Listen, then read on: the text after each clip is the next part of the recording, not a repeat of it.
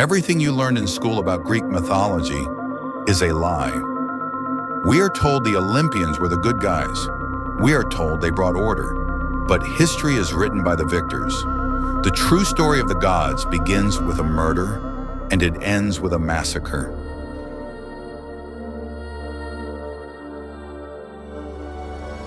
We think we know them. When you watch Percy Jackson, you see cool summer camps and absent but loving parents. When you watch Disney's Hercules, you see a singing choir and a glowing Mount Olympus. But what if I told you that the real story of the Olympian gods isn't a hero's journey, it's a horror story? The anime record of Ragnarok got one thing right. The gods are terrifying. Blood of Zeus showed the gore, but even those shows toned it down. Before there was Zeus, before there was order, there was only hunger. And the story of the Olympians doesn't begin with a birth. It begins with a meal.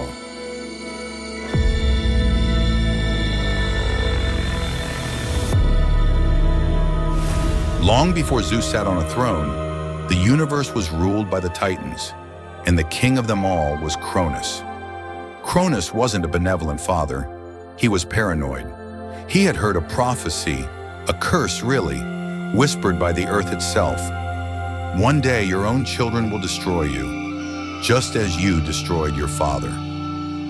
Fear makes monsters of us all, but for a Titan, fear made him a cannibal. His wife, Rhea, gave birth to a child, a beautiful god named Hestia. Cronus didn't hold the baby. He didn't name her. He opened his mouth and swallowed her whole. Then came Demeter, swallowed. Hera, swallowed. Hades, swallowed. Poseidon, swallowed. 5 gods, 5 children, living, breathing, and immortal, trapped inside the boiling, acidic darkness of their own father's stomach. Imagine the horror. Alive, conscious, but crushed together in the dark for years. This is the family trauma that built Olympus.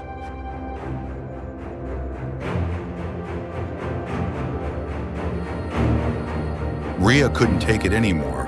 When her 6th child was born, she made a desperate choice. She wrapped a heavy stone in swaddling clothes and handed it to the Mad King. Cronus, blinded by his own paranoia, didn't even look. He swallowed the rock. He thought he was safe. But miles away, hidden in a cave on the island of Crete, the real baby was crying. His name was Zeus. He wasn't raised like the hero in Clash of the Titans. He was raised in secret, fed on goat's milk and the sound of war drums, beaten by guardians to drown out his crying so his father wouldn't hear him.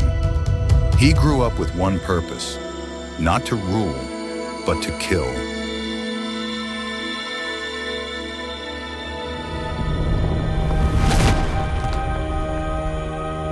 When Zeus was fully grown, he didn't challenge his father to a duel. That's the Hollywood version. The real version is much sneakier. He disguised himself as a cupbearer.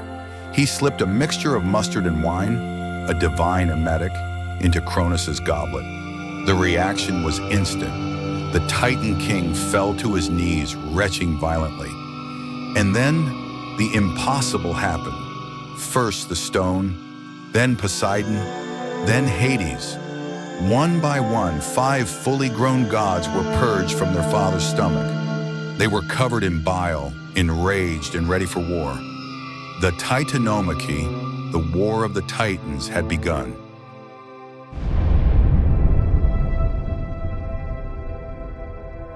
If you thought the tournament in Record of Ragnarok was intense, it was nothing compared to this. This was a war that lasted 10 years. The earth shattered. The sky burned. The Titans were massive, elemental forces of nature. The Olympians were smaller, but they had technology. They had weapons crafted by the Cyclopes. Zeus received the Master Bolt, a weapon of mass destruction. Poseidon, the Trident, to shake the earth. And Hades got the Helm of Darkness, allowing him to become invisible. It ended in an ambush. While Zeus distracted the Titans with blinding lightning, the others struck from the shadows. The Titans were dragged down, screaming, into Tartarus, the deepest pit of hell. Victory belonged to the Olympians, but as the movie Immortals showed us, power corrupts.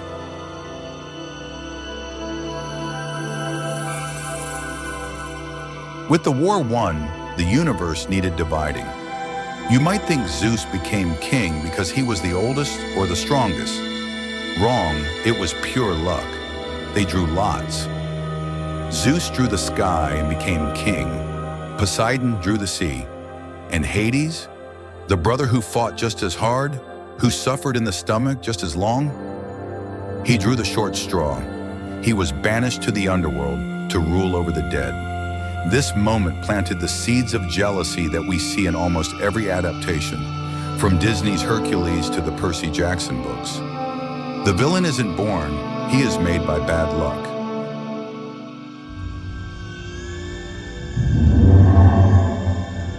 We look at the Olympians as heroes, but look closer.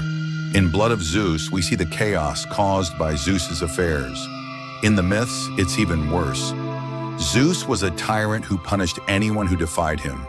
He chained Prometheus to a rock to have his liver eaten by an eagle every single day, just for giving humans fire. He flooded the entire world, killing almost all of humanity, just because we were too loud. There is a reason Kratos wanted to destroy them in God of War. The Olympians were not protectors. They were a dysfunctional, violent, incestuous family with the power of nuclear weapons. They were beautiful, they were powerful, and they were absolutely terrifying. So the next time you watch Percy Jackson or read a comic about Thor and Zeus, remember the origin. It wasn't built on justice. It was built on cannibalism, patricide, and a game of chance. The gods are watching. Let's just hope they stay up there. If you enjoyed this descent into madness, hit that subscribe button. We are digging up the graves of mythology every week.